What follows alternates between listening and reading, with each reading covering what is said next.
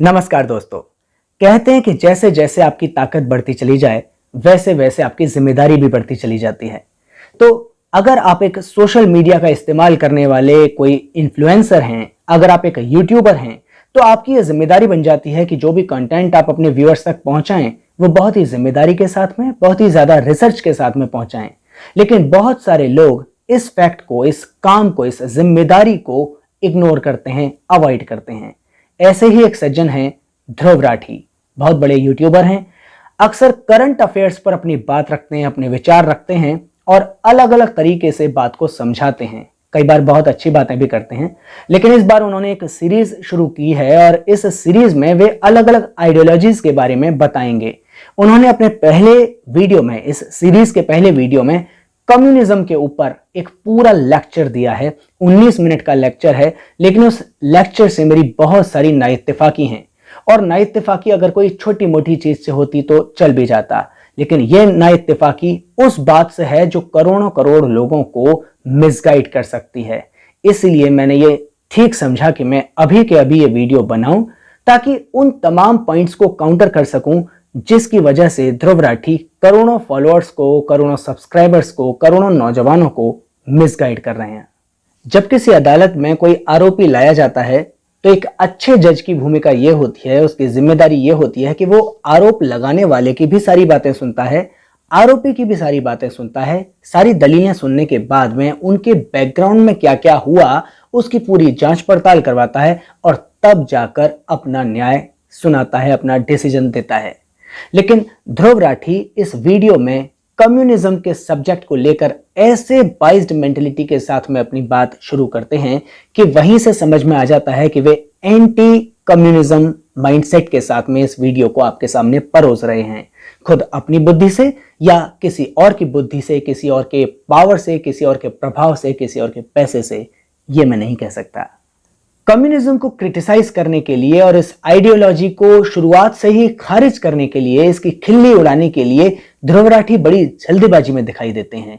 Video की शुरुआत में ही वे एक लाइन में कम्युनिज्म सिखाते हुए बताते हैं कि कम्युनिज्म का सिद्धांत है from each according to his ability and to each according to his need. यानी वे कहते हैं कि ऐसा समाज कितना खराब समाज होगा जिसमें एक बहुत काबिल व्यक्ति से बहुत सारा काम लिया जाएगा और बहुत सारे कामचोर लोगों को या बहुत सारे नाकाबिल लोगों को उनकी जरूरत के अनुसार चीजें, सुविधाएं दी जाएंगी। इस तरह से वे लोगों को बड़े ही गलत तरीके से कम्युनिज्म को समझाते हुए डरा देते हैं।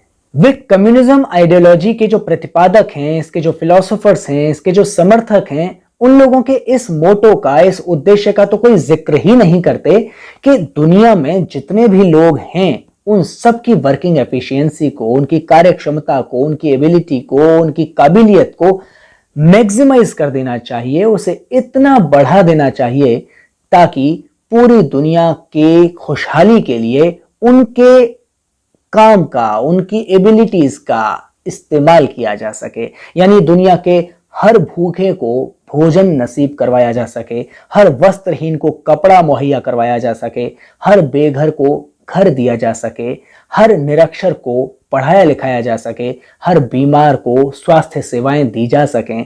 यानी सबकी खुशहाली लाई जा सके, एबिलिटी बढ़ाकर, सबकी वर्किंग एफिशिएंसी बढ़ाकर। ये सारी बातों का तो कोई जिक्र ध्रुव राठी करते ही नहीं है। वो शुरुआत से ही क्रिटिसाइज करना चालू कर देते हैं। यानी कम्युनिज्म की जो स्टेज है उस तक पहुंचने का जो प्रोसेस है, उस प्रोसेस के बारे में कोई बात नहीं करते, उसकी थ्योरी की कोई बात नहीं करते, सीधे क्रिटिसाइज करते हैं, और वो भी व्हाट्सएप छाप जो ज्ञान है उसके बूते पर। असल में दोस्तों, इस दुनिया में बहुत सारे लोग हैं जो बहुत मेहनत करते हैं और उनकी मेहनत के बूते पर इस दुनिया में इतना प्रोडक्शन होता है कि दुनिया के हर व्यक्ति की जो बेसिक नीड्स हैं उन्हें पूरा किया जा सके। जैसे इस दुनिया में जितना अनाज आज पैदा होता है उससे पूरी दुनिया के हर नागरिक को पेट भर भोजन दिया जा सकता है। लेकिन मुद्दा यहां फंसता है कि इस दुनिया में कुछ ऐसे लोग हैं जिनकी लस्ट बहुत जबरदस्त है। लस्ट का मतलब होता है बड़ी जबरदस्त भूख, ऐसी भूख जिसका कोई अंत ना हो। तो दुनिया में कुछ ऐसे लोग हैं जिनकी भूख का, जिनके लालच का कोई अंत नहीं है और उनके इस लालच की वजह से एक जबरदस्त इम्बैलेंस है, एक असंतुलन है इस दुनिया में, और इसी असंतुलन की वजह से तमाम लोग, करोड़ों लोग भुखमरी के शिकार हैं। तो इसी इम्बैलेंस को बेहतर तरीके से सॉर्ट आउट करने के लिए, मैनेज करने के लिए कम्युनिज्म एक आइडिया है। आप अगर अपने घर की रसोई में कोई डिश बनाएं तो उस डिश में जो ज़रूरी इंग्रेडिएंट्स होंगे, जो सामग्री ज़रूरी होगी, वो आपको डालनी पड़ेगी। उसे एक खास कॉम्बिनेशन में, खास रेशियो में आपको मिलाना पड़ेगा। उसे एक खास समय तक आपको पकाना पड़ेगा और तब जाकर उसका वो निश्चित स्वाद, उसका वो निश्चित गुण आपके पास आएगा जिसके लिए आपने वो डिश बनाना शुरू किया था। इसी तरह से अगर कम्युनिज्म के बारे में बताना है या किसी भी आइडियोलॉजी के बारे में बताना है तो उसकी कुछ बेसिक बातों को शामिल करना ही पड़ेगा अपने लेक्चर्स में। लेकिन ध्रुव राठी क्योंकि शुरुआत से ही इस बात को लेकर बिल्कुल क्लियर थे कि उन्हें तो कम्युनिज्म को क्रिटिसाइज करना है, इसलिए उन्होंने वो सारे इंग्रेडिएंट्स अपने वीडियो में रखे ही नहीं। और मैं समझता हूं कि शायद उनको इन सारे इंग्रेडिएंट्स की जानकारी भी नहीं होगी कि कम्युनिज्म एक फिलॉसफी है, एक सिद्धांत है, एक आइडियोलॉजी है, और इस आइडियोलॉजी में दुनिया को और समाज को देखने का एक अलग नजरिया है। ये नजरिया कहता है कि चाहे कुदरत हो या फिर हो समाज, उसके स्वरूप में और उसके गुणों में, यानी इसकी क्वालिटी में और उसके फॉर्म में हमेशा चेंज होता रहता है। ये चेंज किस तरह से होता है, इसका एक उदाहरण है कोई फल, मान लीजिए आम। तो आम की गुठली जब होती है, अगर आप उसे खाएंगे तो उसका स्वाद कुछ अलग होता है, उसका लाभ भी आपके शरीर को क्या मिलेगा ये आप समझ सकते हैं। लेकिन फिर वही गुठली पेड़ में बदल जाती है, तो पेड़ जो होता है उसमें कहीं कोई फल जब तक नहीं होता है, सिर्फ लकड़ी लकड़ी होती है, तो उसका इस्तेमाल कुछ अलग होता है, उसका फॉर्म भी कुछ अलग होता है। फिर उसके बाद उस पर कैरी आती है, कच्ची आमी, और वो जो कच्चा आम होता है उसका स्वाद और उसकी क्वालिटी भी बिल्कुल डिफरेंट होती है। इसके बाद में फिर वो और बड़ा हो जाता है, कुछ समय के बाद पक जाता है, पक कर गिर जाता है। तब जब आप आम को खाते हैं तो उसका जो स्वाद होता है वो बिल्कुल डिफरेंट होता है उस पुरानी गुठली के मुकाबले, और उसका जो लाभ है आपके शरीर के लिए वो भी गुठली के मुकाबले बिल्कुल ही अलग होता है। और अगर समाज के बदलाव की बात करें तो कम्युनिस्ट आइडिया के मुताबिक इस दुनिया के डेवलपमेंट के भी, यानी कि मनुष्य के समाज के डेवलपमेंट के भी अलग अलग चरण हैं, और उस अलग अलग चरण पे मानव समाज में अलग अलग फ्लेवर है, अलग अलग गुण है, अलग अलग स्वरूप है। जैसे कि सबसे पहले माना जाता है कि मानव समाज में आदिम साम्यवादी व्यवस्था हुआ करती थी, कबीलों वाली व्यवस्था। उसके बाद दास योग आया, उसके बाद सामंतवाद आया, उसके बाद पूंजीवाद आया। पूंजीवाद अभी भी चालू है और इसी दौरान एक नई व्यवस्था के प्रयोग पूरी दुनिया में शुरू हो रहे हैं। छोटे मोटे स्तर पर वे फल फूल रहे हैं, फेल भी हो रहे हैं, लेकिन आगे भी बढ़ रहे हैं। यह व्यवस्था है समाजवाद, यानी कार्ल मार्क्स और एंगल्स के मुताबिक, मार्क्सवाद के मुताबिक, कम्युनिस्ट आइडिया के मुताबिक पूंजीवादी व्यवस्था के बाद पूरी दुनिया में जो व्यवस्था पॉपुलर होगी, एग्जिस्ट करेगी, वो होगी समाजवाद, और उसके बाद आएगा कम्युनिस्ट समाज। यानी इस तरीके से अलग अलग स्टेजेस हैं पूरे समाज के डेवलपमेंट की। ये सारी बातें ध्रुव राठी ने बताई ही नहीं। कम्युनिज्म सिर्फ यही नहीं बताता कि इस दुनिया में बदलाव होते रहते हैं, इस समाज में बदलाव होते रहते हैं, बल्कि वो ये भी बताता है कि ये बदलाव क्यों होते हैं, इसके कारण होते क्या हैं। तो इसको बताने के लिए, इसको समझने के लिए द्वंदात्मक भौतिकवाद को और ऐतिहासिक भौतिकवाद को, यानी इन दो महत्वपूर्ण सिद्धांतों को समझना बेहद जरूरी है। लेकिन ध्रुव राठी ने ये सिद्धांत बताए ही नहीं। बताते तो तब ना जब वो खुद इनको पढ़ते। मैं गारंटी दे सकता हूं कि उन्होंने इन सिद्धांतों को पढ़ा ही नहीं है। हाँ, मैंने एक कोशिश की थी इन सिद्धांतों को वीडियो के माध्यम से आप तक पहुंचाने की, करीब 2-2.5 साल पहले। तब मैं बहुत ज्यादा इफेक्टिवली ये बातें नहीं रख पाता था, तो उस वीडियो को आप देख लीजिए, उसमें विस्तार से इसके बारे में बात है। कोई आइडियोलॉजी अच्छी है या बुरी है, ये तो तभी तय होगा ना जब हम ये जान लें कि उस आइडियोलॉजी से हासिल क्या करना है। कम्युनिज्म कहता है कि इस दुनिया में दो तरह के लोग हैं। बहुत सारे लोग वे हैं जो बहुत मेहनत करते हैं लेकिन अपनी जरूरतों को भी पूरा नहीं कर पाते, अपनी बेसिक जरूरतों को भी पूरा नहीं कर पाते। उनके पास रहने के लिए घर नहीं है, उनके पास कपड़े नहीं है, उनके पास अच्छा भोजन नहीं है, उनके बच्चे निरक्षर हैं, अनपढ़ हैं। और दूसरी तरफ एक ऐसा वर्ग है, ऐसे लोग हैं जिनकी लस्ट की कोई सीमा नहीं है, जिनके लालच का कोई अंत नहीं है। तो कम्युनिज्म कहता है कि सभी लोगों की नीड्स पूरी होनी चाहिए, लस्ट नहीं। और कैपिटलिज्म कहता है कि सबकी लस्ट पूरी होनी चाहिए, नीड्स के बारे में वो कोई बात ही नहीं करता। ध्रुव राठी अपने पूरे वीडियो में इन नीड्स की कोई बात ही नहीं करते, वे लस्ट पर ही, ग्लैमर पर ही अपना पूरा फोकस बनाए रखते हैं। कम्युनिज्म को ऑब्सोलीट आइडियोलॉजी यानी पुराने जमाने की बेकार आइडियोलॉजी बताने के चक्कर में ध्रुव राठी कहते हैं कि जब कार्ल मार्क्स ने द कम्युनिस्ट मैनिफेस्टो लिखा वो जमाना अलग था, तब इंडस्ट्रियल रिवॉल्यूशन हो रहा था और बहुत सारे पूंजीपति बहुत सारे मजदूरों के लेबर को एक्सप्लॉइट कर रहे थे। मतलब वो उनको बहुत कम वेजेस, बहुत कम तनख्वाह देते थे और उनको बहुत ज्यादा तंग करते थे। लेकिन आज का जमाना बदल चुका है। इस तरीके का कंपैरिजन वो दिखाते हैं। क्या वास्तव में जमाना बदल चुका है? क्या वास्तव में मालिक लोग अपने मजदूरों से जबरदस्त मेहनत नहीं करवा रहे हैं? क्या आपने नहीं महसूस किया कि इस लॉकडाउन के दौरान ही, कोविड-19 के दौरान ही हमारी सरकारों ने जो लेबर लॉस थे वो सस्पेंड कर दिए? क्या उन्होंने ये प्रयास नहीं किए कि जो 8 घंटे का वर्किंग आवर, जो एक तोहफा मिला हुआ था हमें पिछले लगभग एक शताब्दी से, कम्युनिस्ट रिवॉल्यूशन की वजह से ही, सोशलिस्ट रिवॉल्यूशन की वजह से ही, कम्युनिस्ट आइडियोलॉजी की वजह से ही, जिसको कि खुद ध्रुव राठी बताते हैं, क्या उस तोहफे को छीन लेने की कोशिश हमारी सरकारों ने नहीं की है? क्या 8 घंटे के काम को, 8 घंटे के कार्य दिवस को बढ़ाकर 12 घंटे करने की कोशिशें नहीं हुई हैं?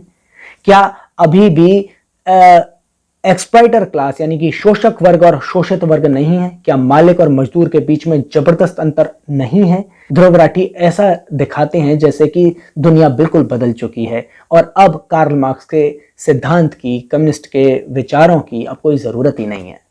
एक और गलत तथ्य बार बार आपके दिमाग में घुसेड़ने के लिए ध्रुव राठी पूरे वीडियो में एक गलत बात करते रहते हैं और वो ये कहते हैं कि चीन में और रूस में साम्यवाद यानी कि कम्युनिज्म की स्थापना हो गई थी, लेकिन क्योंकि एक नॉन प्रैक्टिकल आइडियोलॉजी है इसलिए यह फेल हो गई और अब पूरी दुनिया में कहीं पर भी ऐसा नहीं है।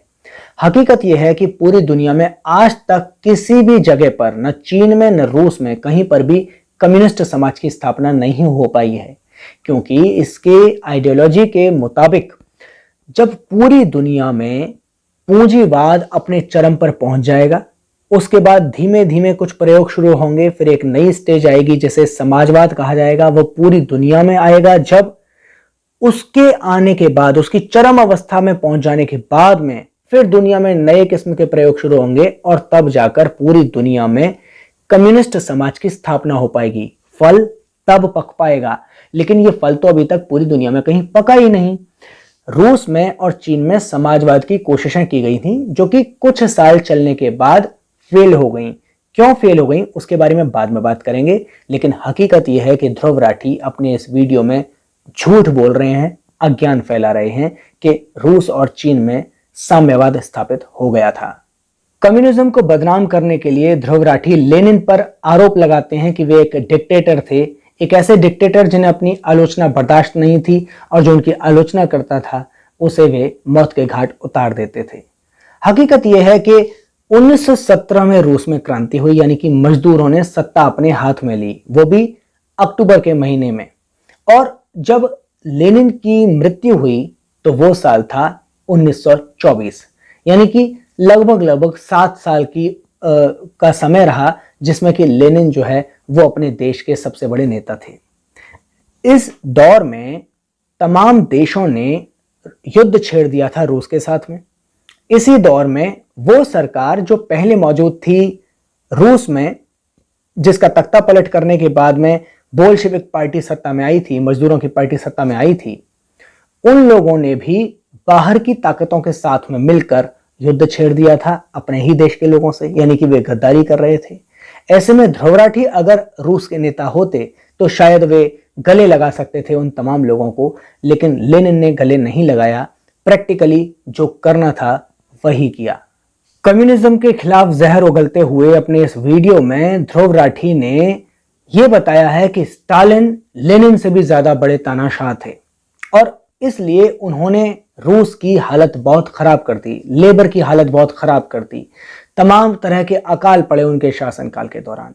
लेकिन ध्रुव राठी बड़ी ही कुटिलता से ये नहीं बताते कि ये अकाल कब पड़े थे और इन अकालों के बाद क्या हुआ, अकाल पड़ने के बाद में किस तरह से पूरे देश के अंदर खेती की स्थिति सुधारी गई और किस तरह से वो एक नजीर बन गई पूरी दुनिया के लिए।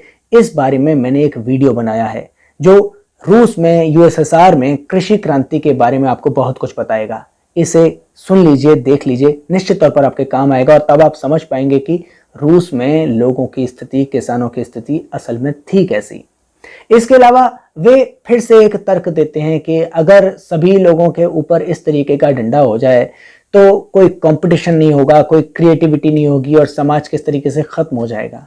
इसका जवाब देने के लिए मैंने बहुत पहले एक वीडियो बना रखा है कि यूएसएसआर के अचीवमेंट्स क्या थे, उनकी क्रिएटिविटी के बूते पर किस तरीके से कैसे कैसे मुकाम हासिल किए थे सोवियत रूस ने, वो इस वीडियो में जानकारी दे रखी है। आप इस वीडियो को देख लीजिएगा तो बहुत कुछ आपको समझ में आ जाएगा। अपने इस वीडियो में कम्युनिज्म पर एक और आरोप लगाते हैं ध्रुव राठी। वे कहते हैं कि कम्युनिज्म की वजह से इस दुनिया में बहुत हिंसा हुई। तो भाई ये बताइए कि विश्व युद्ध जब पहली बार हुआ, वर्ल्ड वॉर 1, तब तो इस पूरी दुनिया में कहीं पर भी कम्युनिस्टों की सरकार नहीं थी, तो फिर वो हिंसा किसने करवाई थी? और वर्ल्ड वॉर 2 भी अकॉर्डिंग टू ध्रुव राठी जैसे लोग हिटलर की बदौलत हुआ था, तो फिर वो हिंसा किसने करवाई थी, वो युद्ध किसने छिड़वाया था? और वर्ल्ड वॉर 1 और 2 को छोड़ दीजिए, उसके बाद इस पूरी दुनिया में जितने भी किस्म के युद्ध होते हैं, जितने भी देशों के बीच में आपस में लड़ाइयां होती हैं, भारत पाकिस्तान के बीच में जो युद्ध होता है, क्या वो कम्युनिस्ट करवा रहे हैं? इस पूरी दुनिया में जमीनों के चक्कर में, निजी संपत्ति के चक्कर में जितनी हत्याएं होती हैं, लूटमार होती हैं, वे क्या कम्युनिस्ट करवा रहे हैं? वे तो निजी संपत्ति को खत्म कर देने के लिए काम करते हैं। वे तो इस दुनिया में से फौज को और जो राष्ट्र का सिद्धांत है उसी को खत्म कर देने के लिए काम करते हैं। वे तो पूरी दुनिया को एक कुटुंब, एक परिवार बनाने के लिए काम करते हैं। तो फिर अभी जो हिंसा हो रही है पूरी दुनिया में, दुनिया भर में जो बलात्कार हो रहे हैं, दुनिया भर में जो लूटमार हो रही है, दुनिया भर में मजदूरों का जो शोषण हो रहा है, दुनिया भर में आदिवासियों की जमीनों को छीनने के लिए जो हत्याएं हो रही हैं, वो क्या कम्युनिस्ट करवा रहे हैं? एक और आरोप कम्युनिज्म पर लगाते हैं ध्रुव राठी और बड़ा ही बेहुदा आरोप लगाते हैं। वे कहते हैं कि जिन भी देशों में कम्युनिस्ट आइडियोलॉजी को लागू करते हुए सरकारें बनी, वहां पर आइडिया ऑफ इक्वलिटी जो था वो बड़ा ही एक्सट्रीम लेवल का था। मतलब वहां पर बराबरी लागू करने की एक सनक थी वहां की सत्ता में। जैसे कि वो कहते हैं कि वहां पर जो बिल्डिंग्स होती थी लोगों के रहने के लिए या जो ऑफिसेस के लिए बना करती थी, वो बड़ी बोरिंग किस्म की हुआ करती थी, एक जैसे रंगों की हुआ करती थी, उनमें कोई क्रिएटिविटी नहीं होती थी। तो पहली बात तो यह कि किसी भी सभ्य समाज में होना भी यही चाहिए जो यूएसएसआर जैसी जगह पर हुआ, कि अगर पूरे समाज में लोगों के पास घर ही नहीं है, ज्यादातर लोगों के पास घर ही नहीं है, तो पहली रिक्वायरमेंट है घर बनाना, सबके लिए घर बनाना। उसके बाद दूसरी बात हो सकती है कि घर में रंग कौन सा करवाया जाए, शीशा कौन सा लगाया जाए, ये सब सेकेंडरी बातें हैं और यही सब वहां पर हुआ भी था।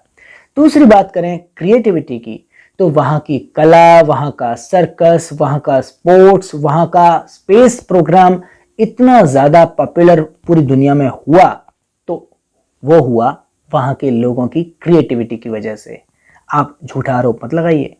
अच्छा, एक तरफ तो कम्युनिज्म को पानी पी पी कर कोसते हैं ध्रुव राठी, उसे एक फेल्ड आइडियोलॉजी बताते हैं, और दूसरी तरफ बताते हैं कि यूरोप की तमाम डेवलप्ड कंट्रीज ने कम्युनिज्म के तमाम अच्छे आइडियाज को इस्तेमाल करते हुए अपने अपने देशों में लागू किया है, जैसे कि फ्री हेल्थ केयर, जैसे कि फ्री एजुकेशन, जैसे कि वर्कर्स के राइट्स के लिए बहुत सारे काम किए, उनके अधिकारों के लिए बहुत सारे काम किए हैं, और जैसे कि पुरखों से मिलने वाली संपत्ति पर टैक्स लगाने की व्यवस्था की है। अगर कम्युनिज्म फेल हो चुका होता तो फिर ये सारे काम ये देश करते ही क्यों? उन्होंने किए ही इसलिए हैं ताकि थोड़ी बहुत राहत अगर अपने लोगों को दे दो तो वे अटैक नहीं करेंगे, वे रिवॉल्ट नहीं करेंगे। और इस सारे चेहरे के, इस साफ और उजले चेहरे के पीछे की जो स्याह सच्चाइयां हैं, ध्रुव राठी ने उनको तो अपने वीडियो में कहीं जगह ही नहीं दी। उन्होंने बताया ही नहीं कि अपने अपने देशों में पैसे का अंबार लगाने वाली ये जो सरकारें हैं, ये जो पूंजीवादी सरकारें हैं यूरोप के देशों की, उन्होंने किस तरह से तमाम अफ्रीकी देशों में, तमाम गरीब देशों में, तमाम एशिया के देशों में बहुत सारे लोगों को निचोड़ लिया है। उनको कम से कम तनख्वाह पर वो लोग काम करवाते हैं और उनकी मेहनत को लूटते हैं और अपने यहाँ पर तिजोरियां भरते हैं। इस बारे में ध्रुव राठी ने कोई बात ही नहीं की है। वे सिर्फ उजला उजला चेहरा दिखाते रहे उस इलाके का जहां वो रहते हैं, इंडिया में नहीं, यूरोप में। कम्युनिज्म पर अटैक करने के लिए बार बार ध्रुव राठी कहते हैं कि कोई ऐसी व्यवस्था के अंदर भला हेल्दी कंपटीशन कैसे कर सकता है जहां पर बहुत मेहनत करने के बावजूद किसी को कोई इंसेंटिव ना मिले। तो कोई एक्स्ट्रा मेहनत क्यों करेगा, अपनी एक्स्ट्रा स्किल्स क्यों लगाएगा। अरे भाई, आप कुएं के मेंढक जैसी बातें कर रहे हैं। आपको अगर कुएं के बाहर की दुनिया भी देखनी है तब कुएं से बाहर निकलिए।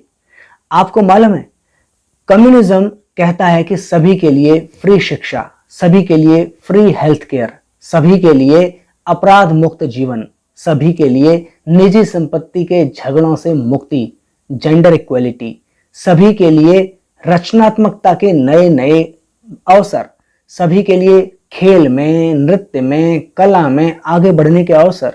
ये सब कम्युनिज्म देता है। क्या ये इंसेंटिव नहीं है? इंसानों जैसा जीवन, 8 घंटे काम, 8 घंटे आराम, 8 घंटे व्यक्तित्व विकास या जो मन चाहे, क्या ये अपने आप में इंसेंटिव नहीं है? काम से रिटायर होने के बाद में आपको पेंशन मिलती रहे, क्या ये इंसेंटिव नहीं है? यही तो वे सब इंसेंटिव्स थे जिनकी वजह से रूस की जनता ने, चीन की जनता ने दिन रात एक करते हुए अपने देश को बनाया था। एक भूखा नंगा देश किस तरीके से रातों रात उठ खड़ा हुआ, सिर्फ 30-35 साल के अंदर दुनिया की सबसे बड़ी शक्ति बन गया। आप यकीन कीजिए, 1917 में जिस देश में क्रांति हुई और अगले 4 साल तक जो गृह युद्ध से और बाहर के आक्रमणों से जूझता रहा, वही रूस अगले 10, 15, 20 साल के अंदर दुनिया की महाशक्ति बन गया। कैसे बन गया? इसी इंसेंटिव के बूते पर बन गया, इसी इंसेंटिव की चाहत के बूते पर बन गया। जो कैपिटलिज्म है वो स्वार्थी लोगों का दर्शन है और जो कम्युनिज्म है वो कलेक्टिवनेस की, समूह की ताकत को पहचान कर उसका रस पीने वाले, उसका आनंद लेने वाले लोगों का दर्शन है, उनकी फिलॉसफी है। तो इस कम्युनिज्म ने लोगों को समूह के अंदर रहना, टीम प्लेयर बनना सिखाया है और आगे भी उसी की तरफ इस दुनिया को ले जाने के लिए कम्युनिज्म के सभी समर्थक प्रतिबद्ध हैं और वे इस दुनिया को जरूर ऐसा बनाकर ही दम लेंगे। कहने को तो बहुत कुछ है दोस्तों, लेकिन एक ही वीडियो में सारी बातें नहीं कही जा सकती।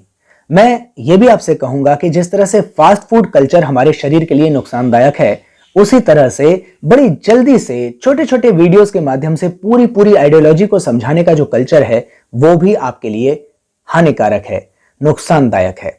तो अगर आपको इन डेप्थ नॉलेज चाहिए, सही मायने में सार चाहिए किसी आइडियोलॉजी का, तो आप उस आइडियोलॉजी को देने वाले जो लोग हैं, जो फिलोसोफर्स हैं, जो विचारक हैं, उनकी ओरिजिनल टेक्स्ट को, उनकी ओरिजिनल बुक्स को पढ़ें, वो ज्यादा बेहतर होगा।